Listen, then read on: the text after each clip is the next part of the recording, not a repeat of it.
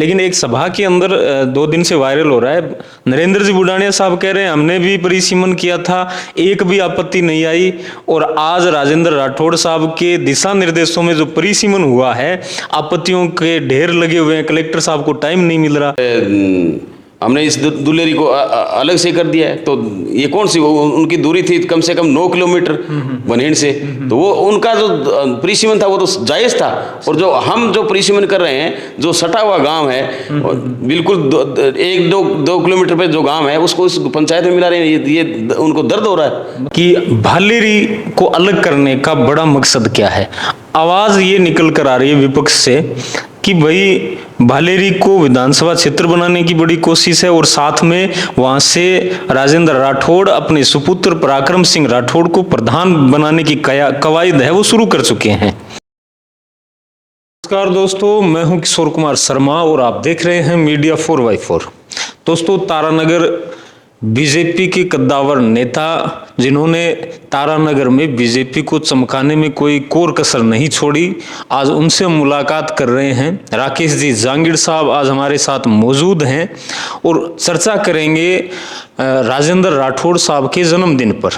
भाई, जन्मदिन तो हर साल आता है, लेकिन इस बार इतना स्पेशल क्यों है, क्यों खास है, क्या कारण है, और भी कई मुद्दों पर हम चर्चा करेंगे, क्योंकि काफी दिनों बाद राकेश जी जांगीड़ हमें हाथ लगे हैं। तो भाई, पूरी जो बातें हैं आमजन के भीतर, गांवों के अंदर, चौपाल के अंदर जो चर्चाएं होती हैं, उनसे रिलेटेड आज हम इनसे क्वेश्चन करेंगे।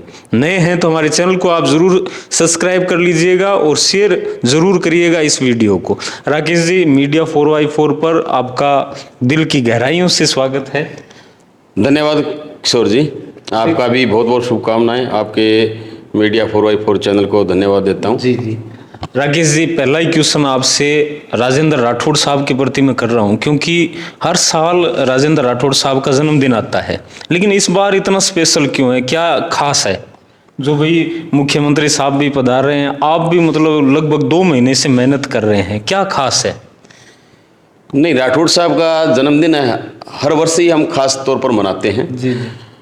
हमने शुरुआत राठौड़ साहब के जन्मदिन मनाने की थी 2008 में। अच्छा। जब तारानगर से एमएलए बने थे राठौड़ साहब। जी जी। तो हमने उस टाइम कई भ्रांतियाँ थी, हमें हॉस्पिटलों में जाते पेशेंटों को लेकर तो वहाँ ब्लड की बहुत बड़ी समस्याएं सामने आती थी, क्योंकि लोगों में ये भय था ब्लड डोनेट करने का।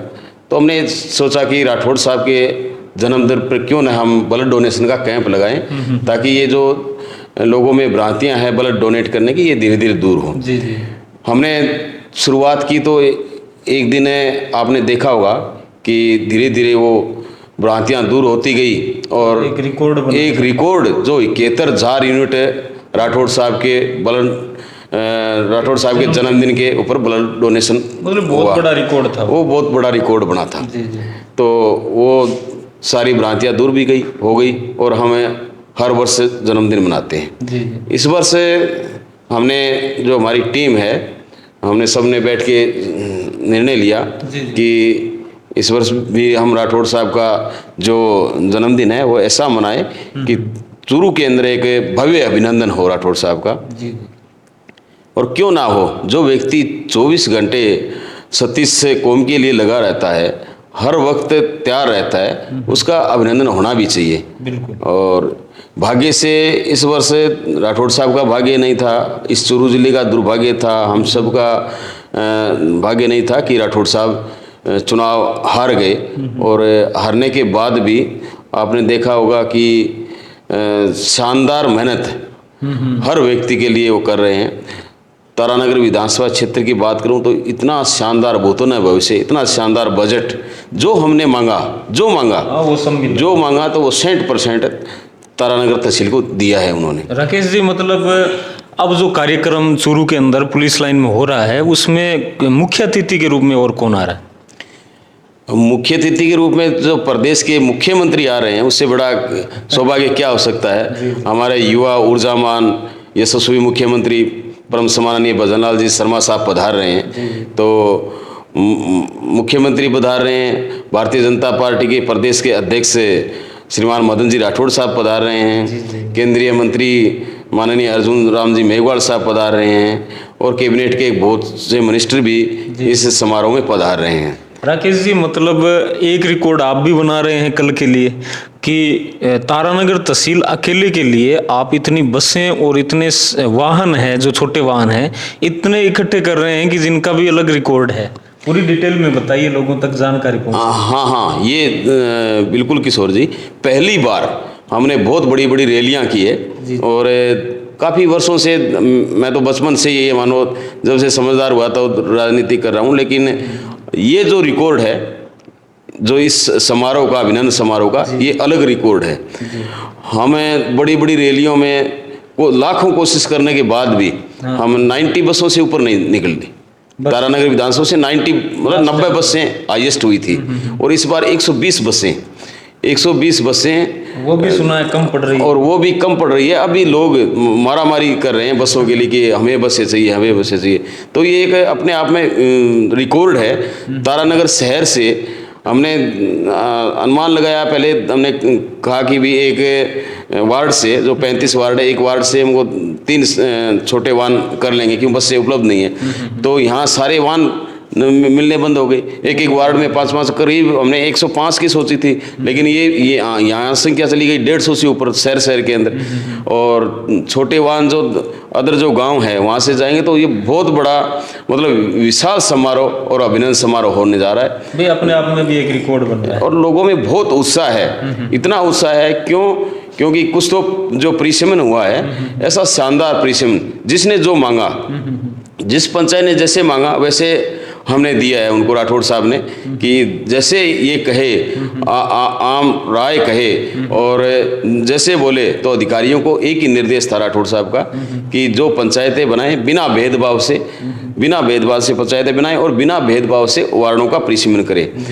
तो उसको लेकर भी बहुत उत्साह है। बजट को लेकर जो राठौड़ साहब ने बजट दिया है, माननीय मुख्यमंत्री जी के जो दिशा निर्देश में, जो मुख्यमंत्री जी ने जो अलॉट किया है राठौड़ साहब की अनुशंसा पर, तो जो भी मांगा, जैसे नगर पालिका मांगी, नगर पालिका मिली, पंचायत समिति मांगी, पंचायत समिति मिली, सड़कों के लिए 93 करोड़ रुपए एक साथ अलॉट होना बहुत बड़ी बात है। करीब 400 करोड़ रुपए पानी के लिए, जो हमें बहुत बड़ी मतलब जो आवश्यकता थी पानी की, सारी मतलब जो आवश्यकता है वो दूर होगी आने वाले करीब 8-10 महीने के अंदर। आप देखोगे कि हर गांव के अंदर शानदार बड़ी टंकी का निर्माण होने जा रहा है, घर घर कनेक्शन होने जा रहे हैं। नहर के लिए 200 करोड़ रुपए अलॉट हुए हैं, उनको डिग्गियों का निर्माण होने जा रहा है। तो जो भी कमांड एरिया था वो बिल्कुल कंप्लीट होने जा रहा है। जो डिग्गियों के जो कनेक्शन बाकी थे, इलेक्ट्रीफाइड होना बाकी था, वो इलेक्ट्रीफाइड हो चुकी है, वो रिचार्ज पर है। तो आने वाले समय में किसानों के लिए जो सिंचाई का पानी है वो शानदार तरीके से मिलेगा, पीने का पानी हर व्यक्ति को शानदार तरीके से मिलेगा। राकेश जी, बात काटना चाहूंगा बीच में, क्योंकि आपने क्लियरिफाई कर दिया हर चीज को। जो हम क्वेश्चन पूछना चाहते थे आप पहले ही बता चुके हैं। लेकिन आमजन के अंदर, आमजन तो नहीं कह सकते, लेकिन विपक्ष के अंदर बड़ा विरोध है कि भाई जो परिसीमन हुआ है ये सही नहीं हुआ। जातिगत भाई देखकर मतलब पंचायतों को बांटा गया है। अपने जो नेता है वो जीते इस तरीके से पंचायतों को बनाया गया है। 2 पंचायत समिति क्यों बनाई गई, ये भी एक बड़ा मुद्दा है, वो आग की तरह फैल रहा है।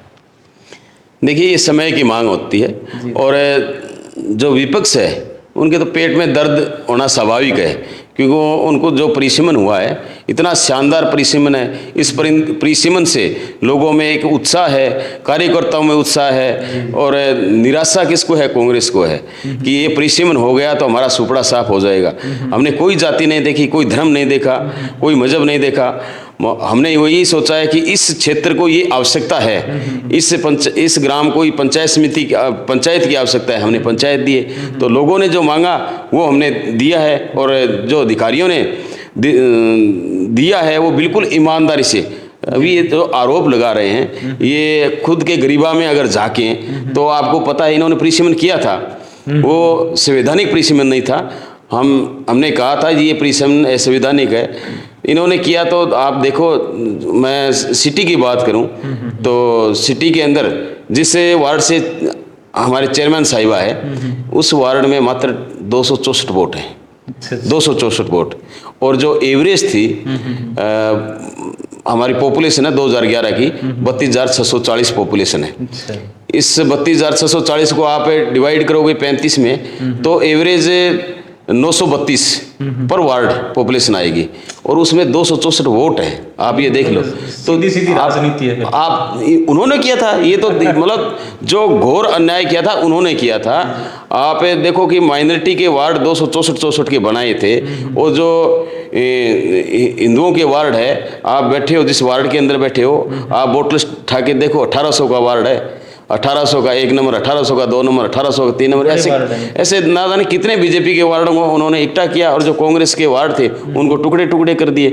तो हम हाई कोर्ट तक लड़े थे, मैं हाई कोर्ट में लेके गया था, लेकिन हाई कोर्ट ने जो लास्ट में निर्णय दिया ये दिया कि इन्होंने जो स्वरूप बिगाड़ा है इनका आज राज कांग्रेस का है, कल आपका राज आए तो आप ठीक कर लेना।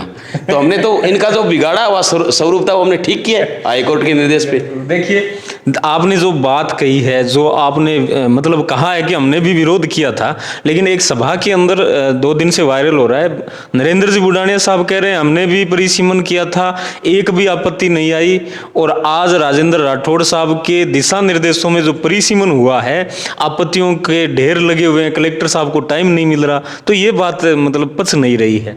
कोई आपत्ति नहीं है, खुद ही ठा के और खुद ही साइन कर करके, कोई वार्ड का आता पता ही नहीं है, उनका साइन कर करके डाल रहे हैं कागज। तो ये आपत्तियां है क्या? आपत्तियां बिल्कुल निराधार है, बिल्कुल झूठी है। आपत्ति की बात करें तो आप देखो भी जो प्रीसीमन हुआ था दुलेरी और बनेड़ की दूरी आप बता सकते हो कितनी थी? हमने कहा ये बिल्कुल असंवैधानिक है और ये नियम और कानून के विरुद्ध है, इनकी सीमा नहीं मिल रही दुलेरी और बनेड़ की।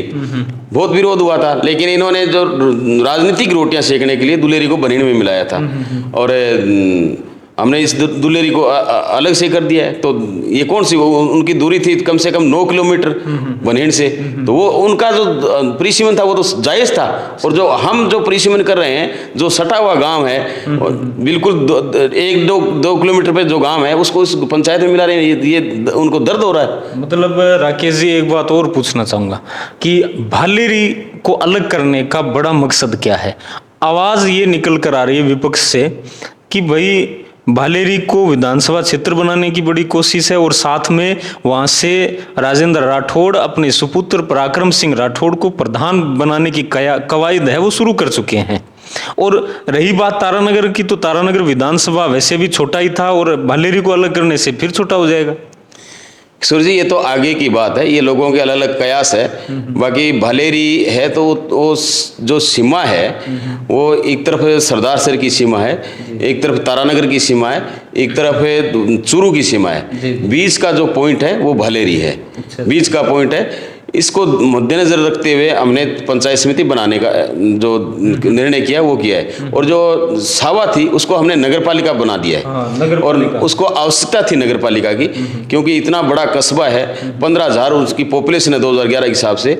आज वो नगर पालिका बनी है तो एक अलग नगर पालिका का स्वरूप अलग होता है। उसमें कितने कर्मचारियों को रोजगार मिलेगा, कितने लोगों को फायदा होगा, बजट अलग से आवंटित होगा। और जो पंचायत समिति आप बनाने का कह रहे हो, तो पंचायत समिति भी एक अलग पंचायत समिति होगी तो लोगों को फायदा मिलेगा, अलग से बजट आएगा, आवंटन होगा और उसमें विकास के काम बढ़ेंगे। पंचायत अलग अलग छोटी छोटी अगर पंचायत बनाएंगे तो हमें विकास ज़्यादा होगा। तो उसके लेकर हमने भालेरी पंचायत समिति बनाई है। रही बात चुनाव की, कौन कब चुनाव होगा, कब कौन लड़ेगा, कौन, ये तो आगे के भविष्य की बात है। परिसीमन अभी विधानसभा का हुआ नहीं है, 2026 में परिसीमन है। कौन सी विधानसभा कहाँ बनेगी ये तो आगे की है। बाकी ये काम विपक्ष का है, जो हल्ला मचाना वो मचाते रहेंगे। खुद कुछ किया नहीं और अब हल्ला मचा रहे हैं तो उनको तकलीफ हो रही है। चलिए।